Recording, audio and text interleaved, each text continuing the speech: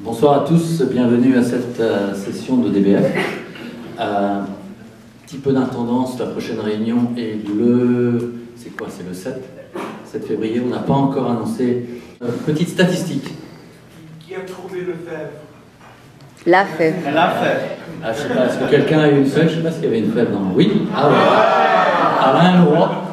Il y a une par galette, tu supposes, non? Une par tranche, voilà.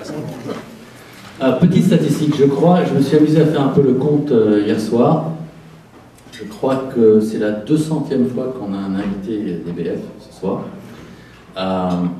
Et en enlevant les doublons ou les quelques triplés, il y a des gens qu'on a eu le plaisir d'accueillir plusieurs fois. C'est le 181e invité de DBF. Mais alors la mauvaise nouvelle, c'est que la 15e femme.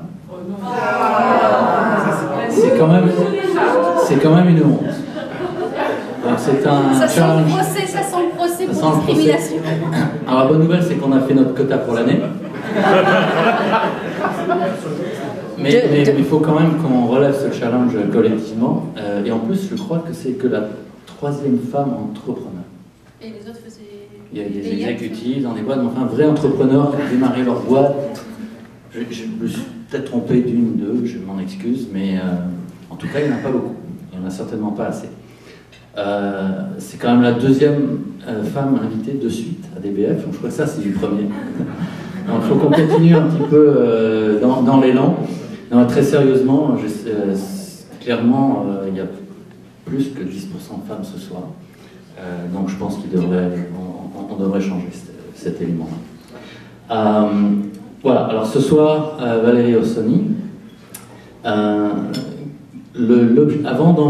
a deux aspects très intéressants à contribuer, et on va rentrer un peu plus dans le détail là-dessus. D'abord, elle a une démarche entrepreneuriale assez atypique dans la Silicon Valley, vous allez comprendre pourquoi.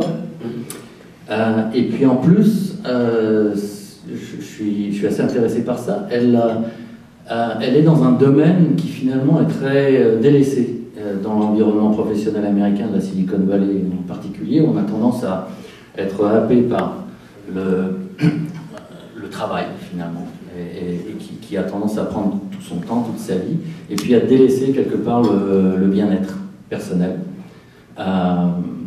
psychique, physique, et c'est un message important, je pense, que tu peux continuer à nous donner.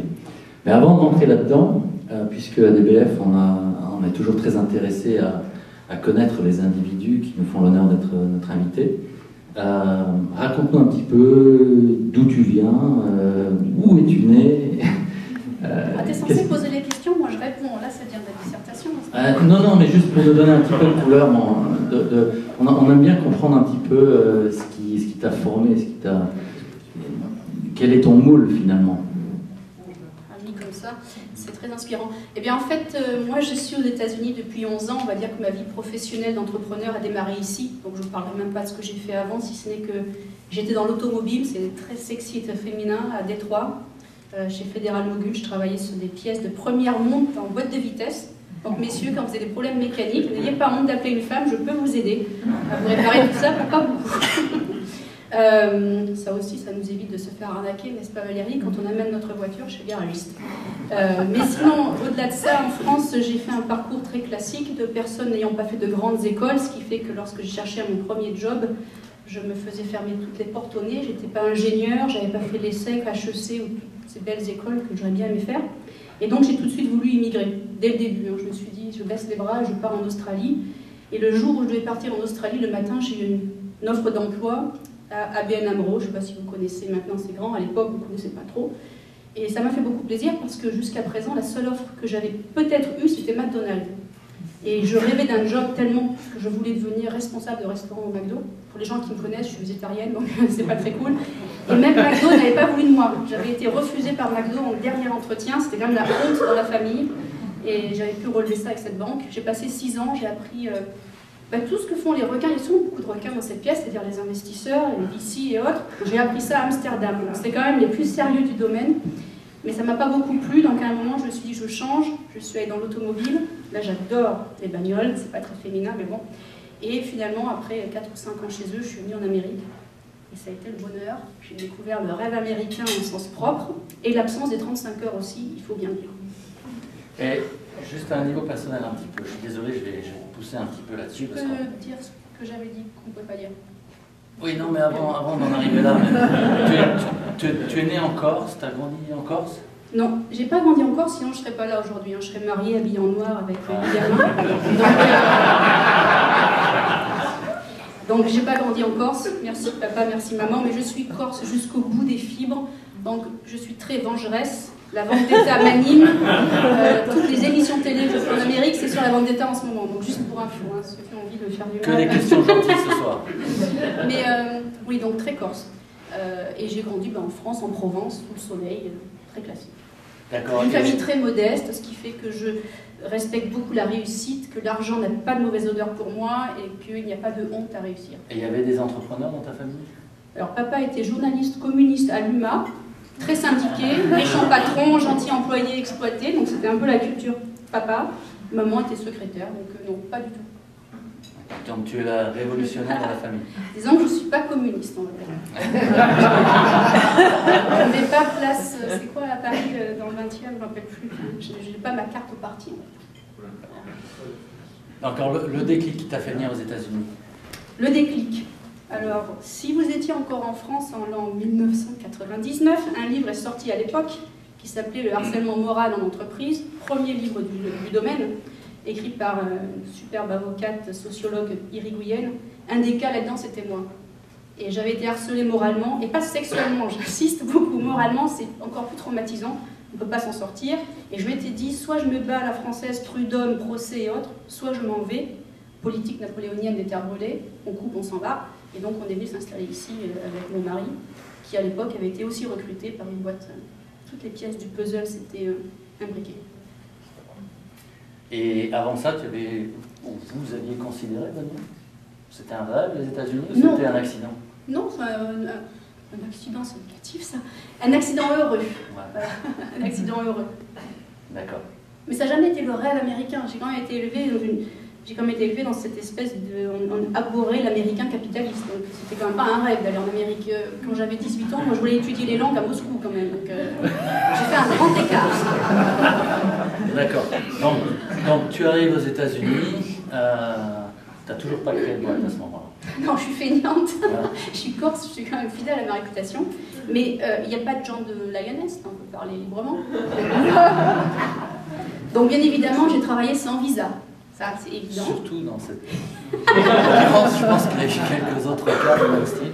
Donc, en gros, il y avait 2 types de femmes à l'époque, toujours maintenant. Il y a la femme de l'expat qui se plaint toute la journée de ne pas trouver de job parce qu'elle n'a pas de visa et qui râle beaucoup après l'économie américaine et la société.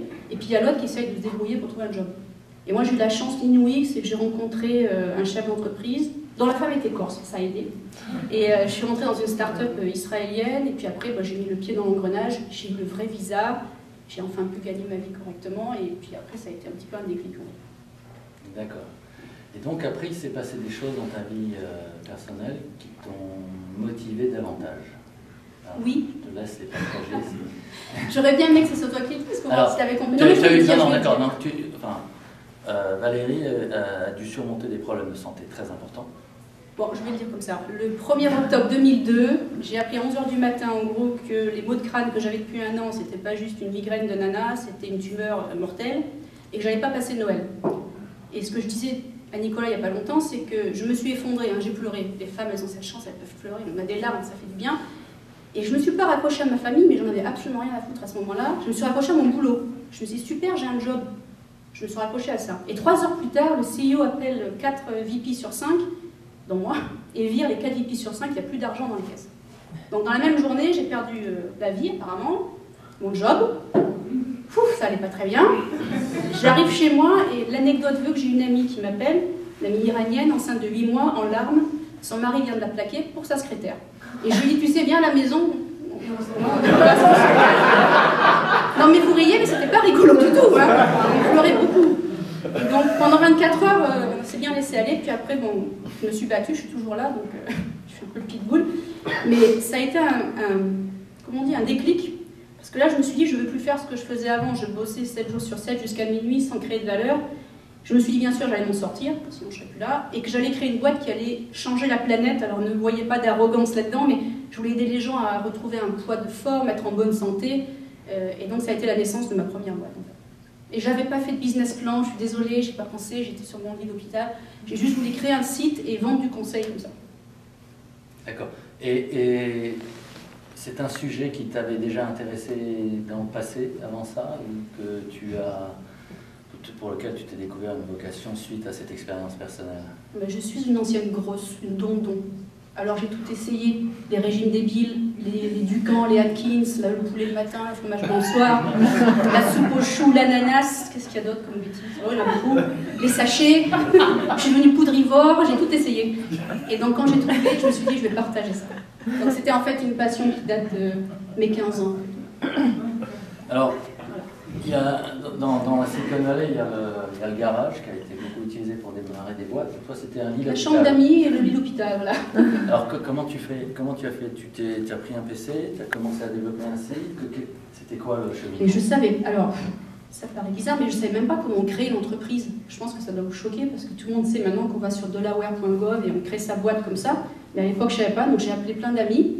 On a réussi à faire installer une prise Ethernet dans la chambre. Et j'ai découvert comment on ouvrait un compte en banque, enfin tout ça. Ça a été vraiment on the fly. Pas de business plan, je suis censée crever aussi, donc on ne perd pas de temps là-dessus. Hein. Et j'ai juste lancé le site avec que moi dessus pour vendre du conseil, c'est tout. Ça m'a pris 3 semaines. C'était pas beau, hein. D'ailleurs ce site existe toujours, vous pouvez aller le voir, il est très très moche. Et il s'appelle myprivatecoach.com. C'est le plus laid des sites de coaching en ligne aujourd'hui. Mais j'en suis très fière, donc on le garde. D'accord, donc là on est en 2003, Thanksgiving, le site est sorti. Et pour coacher qui? Eh bien, je ne savais pas à l'époque. Je pensais coacher tout le monde entier. Et ça a commencé dans le Caltrain, en fait. Un jour, je me suis assise, donc j'étais bien malade, j'étais bien maigre. Hein. Quand on est malade, on est rarement dodu. Et j'ai une nana qui s'est assise à côté de moi, énorme, je me rappelle toujours Patricia, et qui me dit « Vous avez de la chance d'être toute mince ». J'ai envie de lui dire « Oh, et je lui dis « Ça tombe bien, j'ai annoncé un site minceur, etc. » Et elle me dit « Combien vous vendez ?» Et je ne savais pas mis de prix, je ne savais pas. Et je lui ai dit $12.99. Donc dans ma tête, je pensais à 12,99. Elle a pensé à 1299. Elle me dit « Banco, je vous fais un chèque. » Et donc ça a été la première. Voilà, ça a commencé comme ça. Et pour la petite anecdote, elle a perdu 56 kilos qu'elle n'a jamais repris. Voilà. Très bien. Donc après, on a été débordé un petit peu dessus, c'est pour info. On a eu du bouche à oreille. Un peu, voilà. En fait, j'avais pas d'argent, donc je pouvais pas faire de marketing et autres online. Ça a été bouche à oreille. Et puis ensuite, j'ai des coachs qui sont venus me voir en disant « Est-ce que je peux être listé sur votre site ?» Là, je me dis « Oula, on ne peut pas prendre n'importe qui, parce qu'il y a quand même vachement d'arnaques dans le milieu du coaching. » Et on a commencé à grandir, et... Comment ça s'appelle? Ah, pouf, cancer, pas de bol. Hein. Excusez-moi, je reviens à la maladie. On ne m'a pas laissé tranquille bien. 2 ans plus tard, pouf, un cancer arrive. Ça a été très bien, parce que quand on est malade, on a quelque chose que vous n'avez pas, le temps. On n'a rien d'autre à faire, on s'ennuie comme un rat mort. Pas mort encore, mais pré-mort toute la journée. Et donc on pense à ce qu'on va faire. Et là je me suis dit, mon coaching c'est bien sympa, mais ça coûte super cher. C'est $500 par mois, $1000. Moi je suis d'un milieu modeste, j'avais un petit peu honte quelque part de vendre ça très cher. Et j'ai en fait créé cette méthode de coaching online qui a été copiée maintenant par tout ce que vous voyez, les Gillian Michaels, etc. online, c'est une copie de ce truc-là de l'époque. Et ça a été le lancement du site coaching minceur en ligne semi-automatisé à 50 cents. Et alors à cette époque-là, et maintenant, juste pour info, je suis en pleine forme.